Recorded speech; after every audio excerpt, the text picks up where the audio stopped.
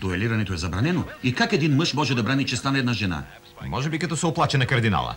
Кардинала? Нима има по-голяма власт от него величество краля. За нещастие случаят е такъв, мали Д'Артанян. Техни величества, кралят и кралицата имат някои трудности. И кардинал Ришельо се занимава с държавните работи. Независимо от миролюбивия си вид, кардинал Ришельо е твърд и безпощаден човек и той би желал да управлява Франция. Такива мисли могат да бъдат наречени държавно предателство, добри ми Атос. Достатъчно по този въпрос, нека се занимаем с по-приятни неща. Какви са последните скандални случки в двореца? Двореца?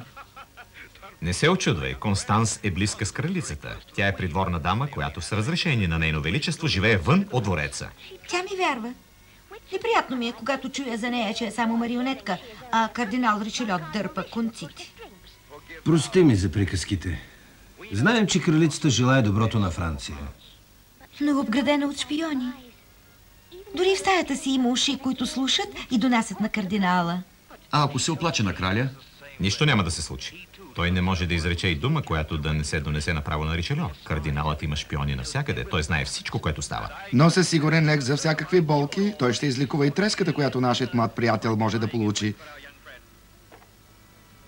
Хайде, пийни си малко, момче.